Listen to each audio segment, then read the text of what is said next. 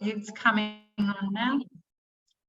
Okay. It now gives me great pleasure to hand the meeting over to our speaker, Glenn, who will be sharing on the topic of surrender to live. Welcome, Glenn. And we need to... Thank you, Connie. My name is Glenn and I'm an alcoholic. Surrender to win. Well, I think I need to tell you part of my my drunk story to show where I was forcing my will. I was forcing what I thought I needed to do in life and realized the perils which brought me to my knees and to this program of Alcoholics Anonymous. You know, I just came across, poking around on Facebook a little while ago, and I just came across this thing with the bedevilments, and I went, oh yeah, this is exactly what happened when I was invoking my will instead of surrendering to win. We were having trouble. This is page 52 of the big book. We were having trouble with personal relationships. Yeah, I can ID with that. We couldn't control our emotional natures. We were prey to misery and depression. We couldn't make a living. We had a feeling of uselessness. We were full of fear. We were very unhappy. We couldn't seem to be of real help to other people. It's amazing. That's on page 52. On page 83, they talk about the 9th step promises, which is only, what, 30, 40 pages or so later. And it's the opposite. And they match up one for one. It's kind of interesting. But I was an electronic engineer. And, okay, I'm going to back up even more. At 16, my mom died 1 week before my 16th birthday. And my dad knew that she was terminally ill with cancer, but he never told us kids. He knew it for a year. And the doctors told him, don't tell anyone. Didn't even tell her. So I have 2 younger sisters as well, and the 3 of us had no idea. And my birthday's in January, and we celebrated Christmas in November that year. We weren't sure if she was going to make it. And then she finally passed 1 week before my birthday, like I said. And I was really pissed off. I was like, how can you deprive me of my birthday? Here I am, selfish, self-centered, self-seeking. My mom just died, for crying out loud, but I couldn't see it. And I believe that that was the start of my drinking career, if you want to think of it as a career. I rebelled. I rebelled against everything. When I first came into AA for the first, I don't know, maybe 5 years or so, I was using that as an excuse. That was the reason that I drank. Was my mom died. You would drink too if you're, that stuff. And I come to believe that it's not that. It's the fact that I was an alcoholic, and I just, I like drinking more than not drinking, and it seemed to fill that void that I had at the time. I moved out when I was 17, so only 1 year later. My father was trying to take care of 3 kids, my 2 younger daughters and myself, and he asked his mom, my grandmother, to come in and watch us kids while he went to work. I mean, here's the poor guy. He's now a single parent, taking care of kids that are 8, 12, and 16. So definitely a handful. So I couldn't understand it. I couldn't grasp. I couldn't put myself into his shoes for sure. And like I said, I rebelled when I turned 17, graduated high school. In the middle of the night, I jumped in my car and I stole off into the sunset. And I took all my 45 RPM records. For any of you people don't know, they're big things with a big hole in the middle. All my worldly possessions, and I went to live in a rooming house. And I didn't go back. You know, I lived on my own ever since. And it was, I got married to the donut shop girl. The donut shop girl was cute, and she lived in a boarding house. And she said, "Come, there's this extra room over there." I moved over there. Next thing you know, we're in the same room. And she says, "Well, why don't we get married?" So we got married, and that's how that happened. For wife number one. If you're going to keep track, there's going to be three. Wife number one and I stayed married for 7 years. I went to college and I became an electronic engineer. And then I was partying. Oh my goodness, was I partying? I was really carrying on in college years. The reason I'm giving you this background, the surrender to win, will makes more sense when you know where I come from. I got married to one of the gals in the office where I worked, and we had 2 kids, a girl and a boy, and we stayed married for about 7 years, but my alcoholism was running rampant, and I didn't like bringing up kids. I didn't want to be a dad. I didn't want the responsibility. It was taking away from my partying. So we got a divorce and I moved out. And I remember moving out into an apartment, maybe 20 miles away. And it was a wall-to-wall apartment with no furniture, carpeting. And I remember sitting up against the wall with my knees up against my chest and looking at the vast emptiness and feeling empty inside. And that was the deal. See, I didn't have God with me at the time. I was looking for love in all the wrong places, like that country western song. I was looking for God in all the wrong places, you know. So what did I do? I went out every night. I went out on Monday nights with one group of people. Tuesday was a different group because they couldn't go out consecutive nights. Wednesday was another group of people. Thursday, start of the weekend, was my true partying guys. I don't know if you people started partying on the weekends, but that's how I did it on Thursdays. I was always trying to fill this hole inside of me. I was always trying to fill it with, as they say, sex, drugs, and rock and roll, you know, as relationships, a dime a dozen. I mean, when I did my inventory, I realized all my girlfriends looked the same. They just had different heads on the dolls, you know. You just changed the head and each relationship was the same abusive relationship. So I'm working at this job, and coming up on my birthday, just put that together, 2 and 2, but it was coming up on my birthday again. And my crew, the people who work for me, technicians, they wanted to take me out for lunch. So we went to the local pub and we started with pitchers of beer and then shots of Southern Comfort. And I knew that I wasn't going to be coming back. I mean, I was going to get toasted. And that was on a Friday, and I came in to work on a Monday, and I got fired. And now I started this company with this guy. It was just the 3 of us. There's another guy involved, and we built it up to about 30 people, making $10 million a year gross and doing military contracts. And he fired me. I was like, how could you do that? I worked with you for 10 years.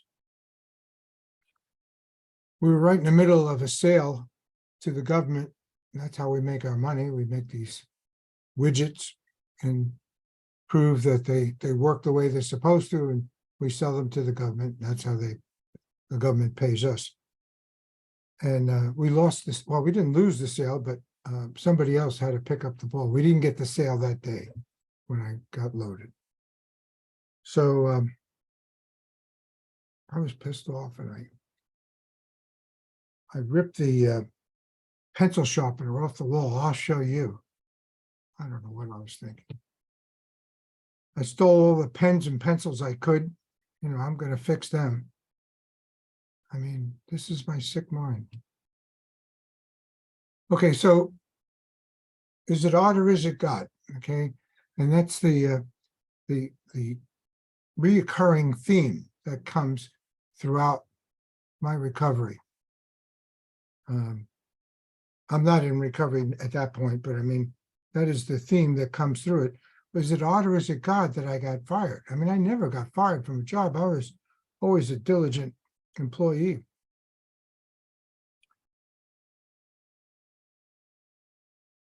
I was with this gal, and we decided we were going to go across the country. So we drove in her Fiat X19, which is a two-seater little sports car.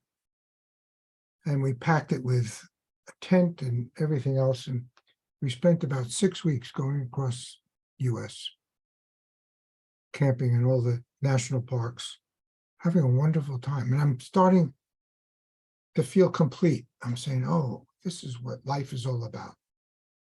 See, I always thought I needed to acquire things. I always thought having a better house, having the prettiest woman, having, 2.5 kids, a split rail fence, and a dog was success. But I started to smell the clean air in our national parks and really enjoying it, really saying, oh, this is really what it's all about. I came back to New York. You didn't know this now, but I used to live in New York. Came back to New York and started at another company. And I was a consultant to the military. I'm always seems to be in the military business, but we're a consultant in the military, and we would go to the companies that manufacture things for aircraft for our Air Force and Army and Navy and all, and we would make sure that they're building these things correctly. So I worked for them for about 10 years, and then I got laid off from them. What happened was it was giant cutbacks, and in the military contracts, and so they laid off big division in my company. And I go to now I'm in AA, and I go to this lunchtime group, and I said, I don't know, I just got laid off, but I know, like, we have Allstate insurance here in the States. It's a big insurance company. And I said, like Allstate, they're commercial, like Allstate, you're in good hands. And I said, I know that God has me in his hands. I know it's going to be okay.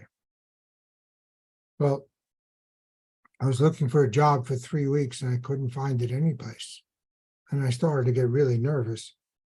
And I went back to that group periodically, but after the 3 weeks of looking for a job and not finding one, I went back to the group, and somebody said to me, well, don't you remember you said you're in good hands? It's going to be okay. God is going to take care of you. And I went, yeah, I know, but that was then. I don't have a job, and I don't know what I'm going to do. I had a big mortgage, big car, a wife. So up to this point, I guess I was about 2 years in recovery, and I got sober in 1987. October 10th, 10/10/1987 is my anniversary date. So I was about a year or two sober when I got laid off, and I was listening to other people's tapes, cassettes. Cassettes where you take a pen and anyway, cassettes, and they're speaker tapes. And I was copying them for myself and then giving back to them. So I had amassed 100 tapes. And I said, gee, I don't know, maybe I'll start a tape business. Now here's where Surrender to Win kicks in. Because I'm more in tune to looking for God stepping into my life. Is it art or is it God? It's a constant question I had to ask myself. So I went to this store that sold recovery things. And I said, look, here's 100 titles of cassettes that I have. Would you like cassettes of these? And I'll make copies for you. And I'll sell them to you for $3 and you can sell them for $5 or $6, whatever you like. And she starts checking them off. And my eyes are getting bigger and bigger and bigger. And then she says, I'll take 3 of everything.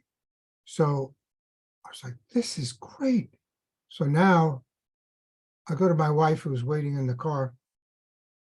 And I said, give me your American Express card. I have to buy a high-speed machine. She goes, what do you mean, my American Express card? You're not taking my, I've heard that before.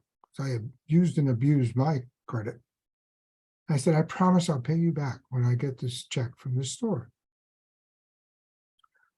So I made the cassettes for this person, the store. I got the check, I gave it to my wife, paid off the machine, and now I'm in business. Glen K Audio. Okay.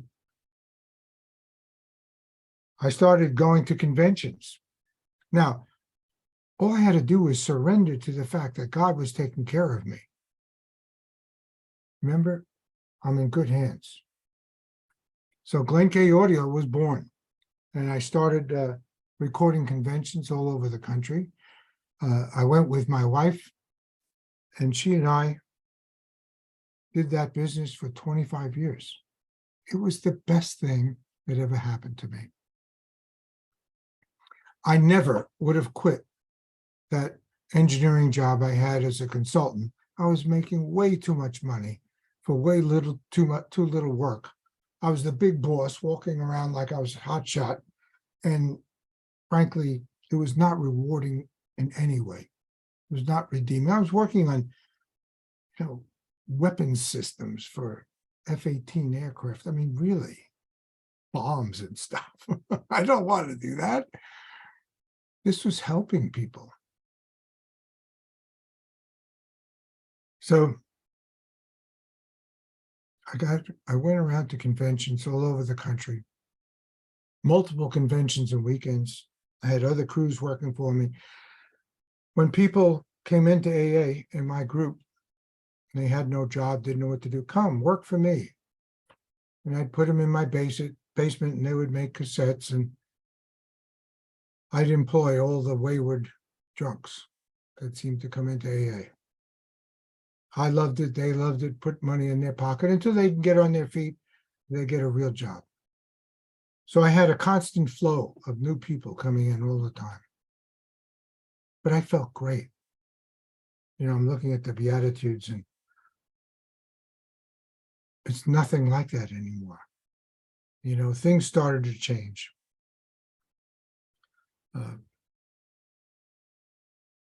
Having my own business was a little scary. Here I am selling cassettes for $5 a piece at a convention.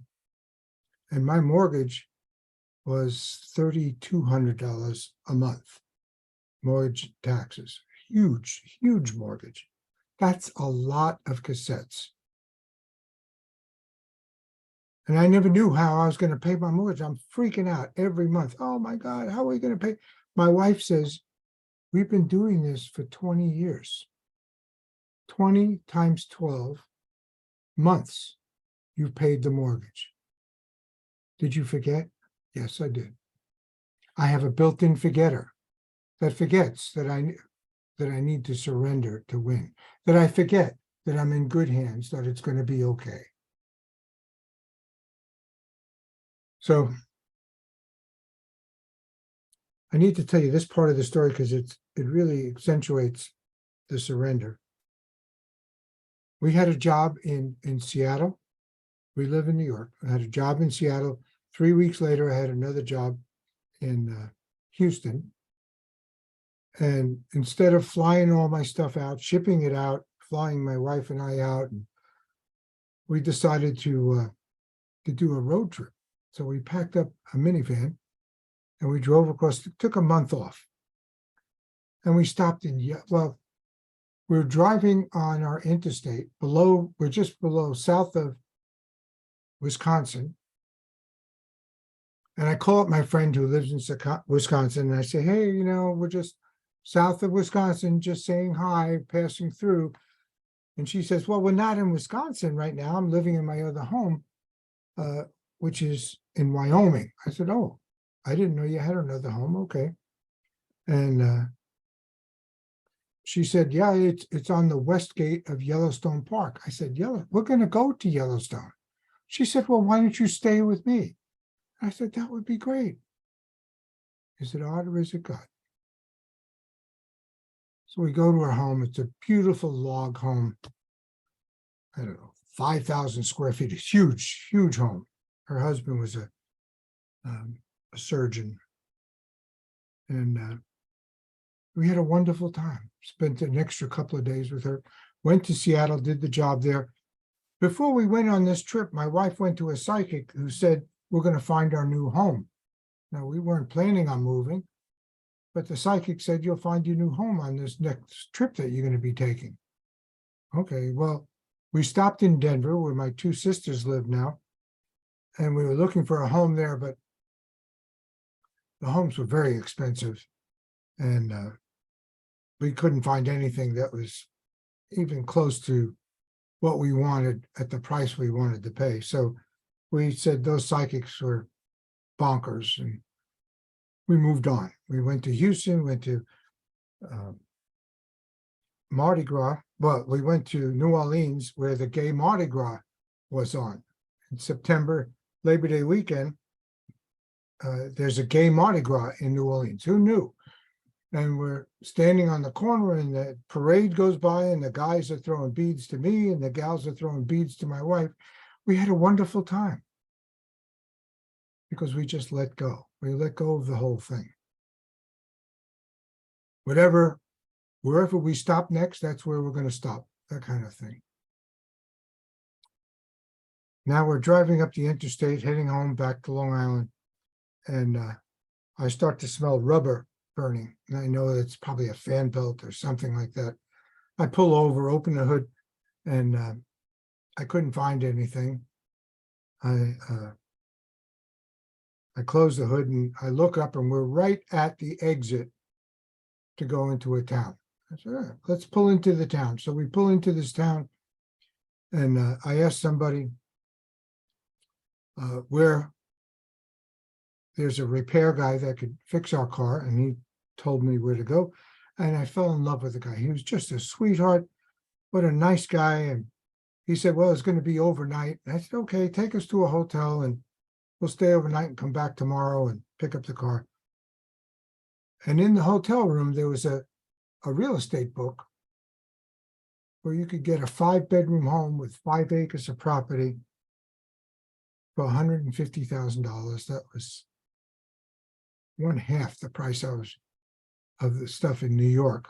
No less, the property was on a 1/2 acre in New York. And the taxes were $500. I'm paying $15,000 a year on Long Island. I said to my wife, we're moving. That's it. So we decide we're going to move to Tennessee. Now, is it odd or is it God? I'm recording we made this decision. So now we're going back and forth from New York, looking for property, looking for a home. We're in Rhode Island, taping a convention, and the gal, one of the speakers there, says she's going on vacation to Greeneville, South Carolina. I went, Greeneville? That's the town I broke down in, Greeneville, Tennessee.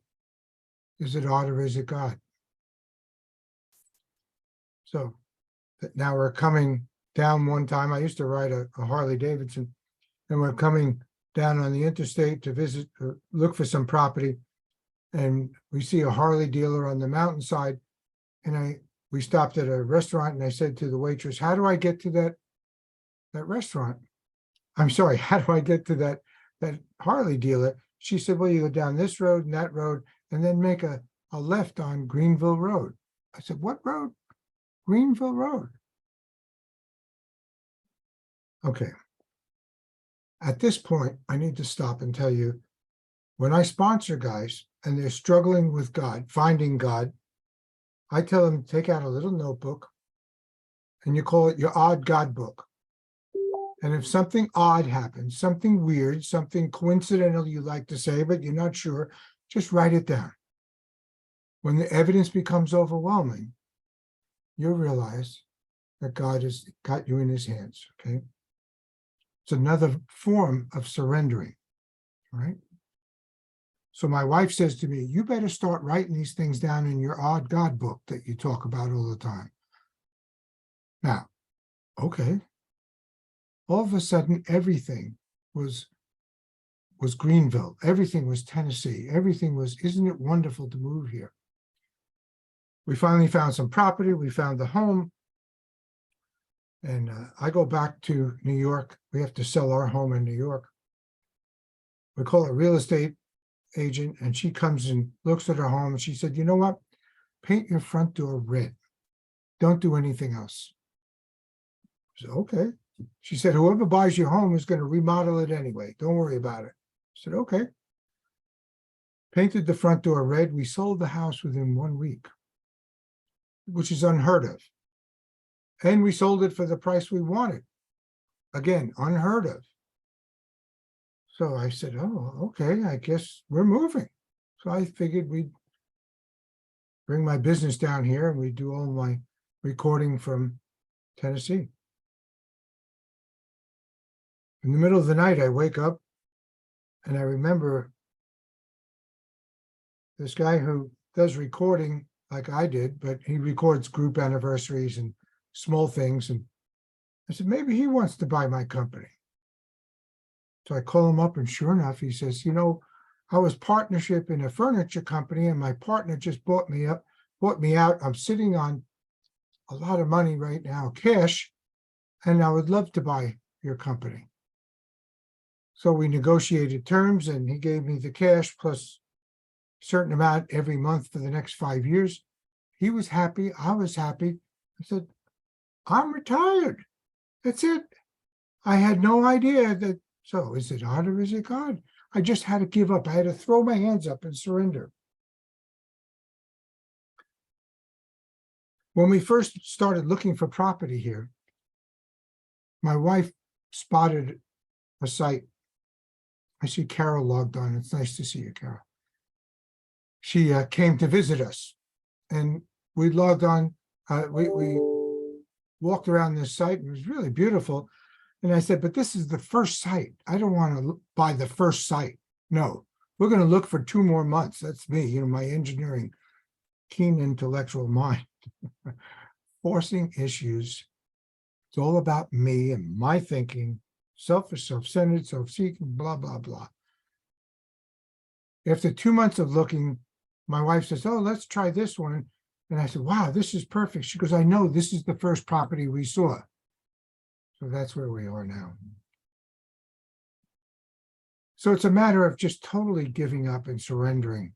We never would have seen the gay Mardi Gras if I didn't just say, hey, my wife said she's never been to New Orleans, let's stop and have fun. So we stopped, and my wife was able to see the gay Mardi Gras. Like I said, it was just so much fun. And wouldn't you know it, we found the home that we were going to live, that the 2 psychics said we were going to find. When we were in New Orleans, we went to one of those voodoo guys, and he says, oh, I see you found your home. But no, we didn't find a home, but he saw it already. So there was actually 3 psychics that could see it, what we couldn't see. And isn't that true in AA, how we can see in others what they can't see, right? We are our own roadblock to the other world, to the connection with God. We're the ones that put up fences so that we can't see what everybody else can see. It becomes obvious. I was the last person to realize that I was a drunk. Everybody around me knew I was a drunk. So here I am, lying in bed in my new home, Tennessee. And I get a phone call from my daughter, and she says, you know, I've been getting these emails from this person who says she knows me, and I don't know her. And I said to her, this is my daughter talking, she said, okay, well, tell me something that nobody else would know. So this girl says, well, my name is Michelle, and my mom's name is Annette Amelia, and I was born in Huntington, Long Island. And my daughter went, yeah, okay, so what? So when my daughter called me, she said, isn't this crazy? Do you know an Annette Amelia? Because I used to live in Huntington, Long Island. And I said, Annette Amelia, we went out in high school. She said, well, you have a daughter. And this was due to Ancestry.com. My daughter found, well, my new daughter found my birth daughter. It's confusing to me. I can't even say it right. But anyway, they found each other through Ancestry.com. Is it odd or is it God? All I had to do was surrender to this whole thing. I called up my new daughter, Michelle, and we made arrangements to meet. My wife and I went down to meet her. Now, her husband, she has 2 kids, and I didn't even know I had a daughter. I mean, the gal who I was going out with broke up with me, I guess, when she became pregnant, and she never told me. Anyway, her husband, Michelle's husband, was just like me. He was a ham radio operator. He liked racing cars. He liked photography. All the hobbies that he had were the same hobbies that I have. So I think Michelle, my daughter, married her dad, only she didn't even know me then, you know. Strange how that is.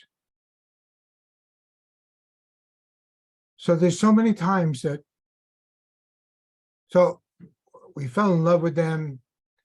I had a condo in Florida, and they came down and stayed with us for a week in the condo, and we had a wonderful time.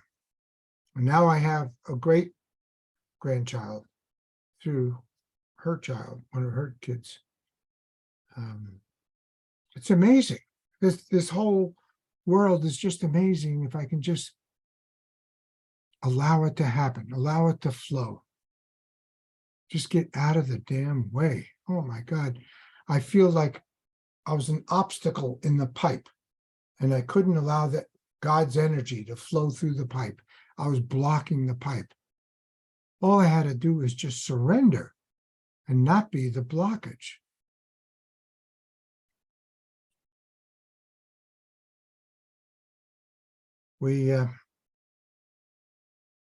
I had a car recently, I guess around September, October. It was getting high miles, and I wanted to get another car. And it was a Prius. It was one of those hybrids. And I liked the fact that I get 50 miles to the gallon. I wanted to get another hybrid. At that time, it was right after COVID, and no car manufacturers were getting any new cars. But they'd be happy to take my money as a down payment, and 6 months later, maybe I could get a car. And I'm like, no, I don't want to play that game. And I went to a different dealer, and he said the same kind of thing. And then he called me up about a week later, and he said, somebody ordered cars, a car, and I have 4 of them coming in, and he doesn't want it now. And if you want that one, you come down and take a look at it. So it wasn't the car I initially had wanted, but I go down there and take a look at it. It was a hybrid. My wife fell in love with it, and I just did a surrender. I said, okay, hey, if you love it. She goes, oh, this is exactly you. It's perfect. Fine. We got this car, and I love it. I love this car. Get 54 miles to the gallon now, and I just love it, you know. if I can only get out of the damn way. It has a little light that tells me when I'm low on gas. When the light comes on, I have maybe 50 miles. That's what the book says. I don't know. I never really ran out of gas. But I live 10 miles or so from town where the gas stations are. So I'm driving home one day and the light comes on. I went, oh, okay. I still have plenty of gas to go back and forth and get some gas. So I went to the meeting the next day in town. And then I'm driving home and I went, oh, I forgot. I need gas. And I look and there's the gas station right here. And I just pull in and get gas and there's no problem. I totally forgot. But when I put it out of my mind that I don't have to remember these things, that God is here all the time, that he's taking care of me, that it's going to be okay. You know, there was a gal who spoke at a conference in Washington, D.C. This Black woman gets up to the podium, takes her teeth out, this older woman, takes her teeth out, puts it on the podium, and she says, honey, it's going to be all right. And that was the theme throughout her talk, you know, and that's truly where it is. It's going to be all right. Everything, as long as we just get out of the way, it's going to be all right.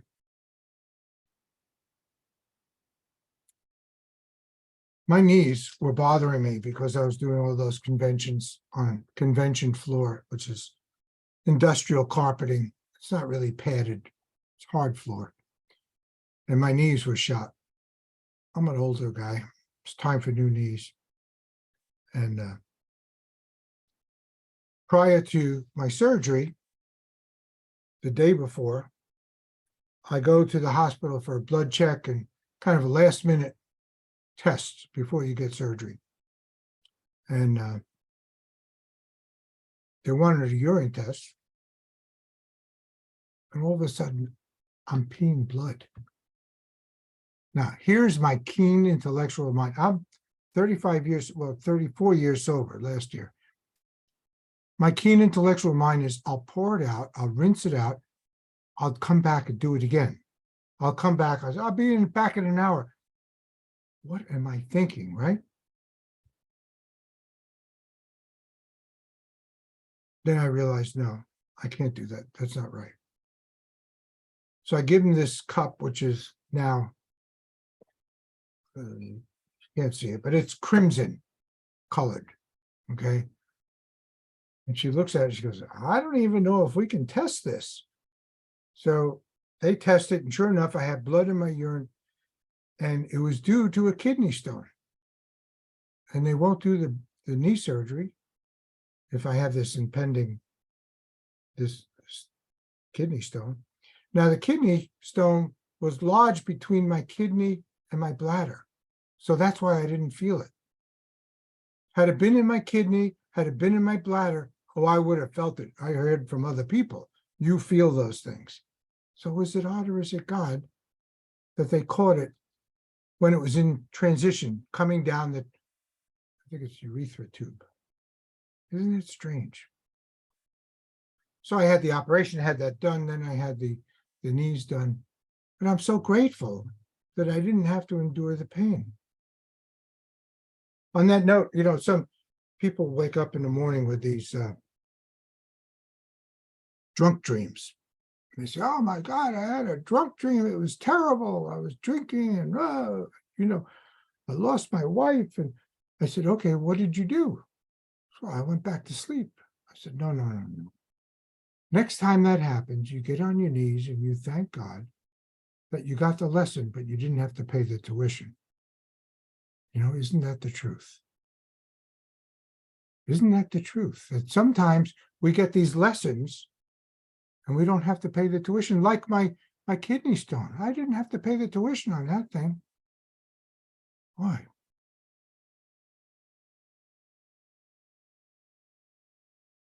So when I look at the bedevilments, I realize all of those things, how I used to be. And when I look at the promises There are promises all throughout the book from step 3 on to 12. But when I look at the ones that we all talk about at step 9, they're all true. Boy, I got it good.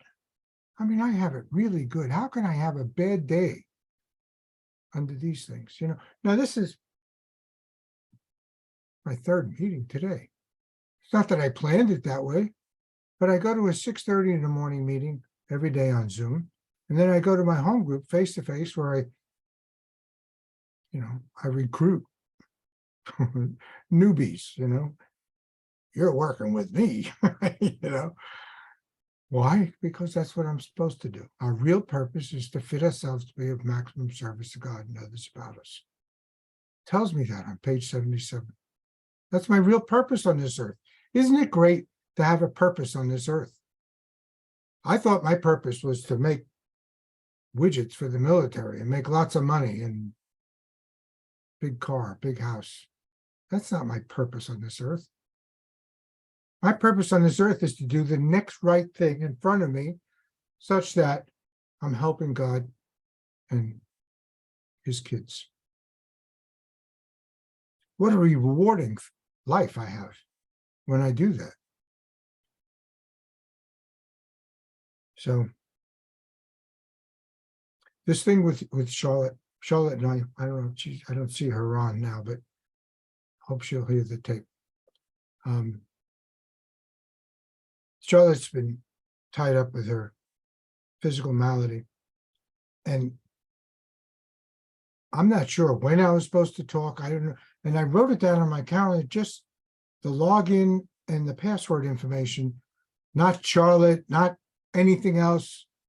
And 2:30, that's all, 2:30 p.m. Eastern time. That's all I wrote down. I don't know, is that your meeting? I don't know what. So she emailed me yesterday, and if I let it go, I just don't worry about it. I don't have to worry about these things. Sometimes I have to mow my lawn, right? No, sorry. I get to mow my lawn. When I get to mow my lawn, well, sometimes I feel like I have to mow my lawn, and it's a task, and it's something I'm not looking forward to it. And I'm saying, okay, God, I'm going to do your deal, and I'm going to go to my meetings, and next thing you know, it starts to rain. I'm not mowing my lawn today. I'll mow my lawn tomorrow. The grass is going to wait for me.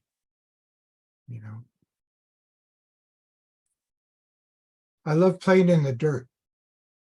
I have a pretty big garden, 2,000 square feet garden, 40 by 50 garden. And we grow a lot of our own vegetables here. My wife is a raw vegan chef, so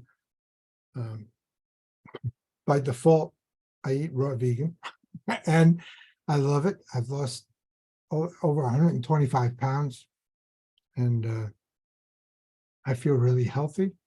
I go to the doctor once a year for a checkup, and he says, what medications are you taking? I said, I'm not taking anything. Nothing? No. Supplements, that's all I take. Vitamin supplements. And I love it. I just love it. I go out there and I play in the dirt in my garden. I grow tomatoes and peppers and zucchinis and things like that. And only to find out it's like therapy. Playing in the dirt for me is like therapy. We have a pool. We're blessed that we have a pool. And sometimes I vacuum the pool, and I could be chasing a leaf with the vacuum for half an hour. And what am I doing? I'm doing a silent meditation and just being, not even trying to do anything. I'm just being, chasing this stupid leaf all around the bottom of the pool. I believe that's the zone, people that, not that I jog, but people that jog, get into the zone. And next thing you know, they don't even notice that they're going left foot, right foot. They're just in the zone. And I think we all can meditate. We all can be in this zone of whatever it is that we may think it is. And we're communing with God.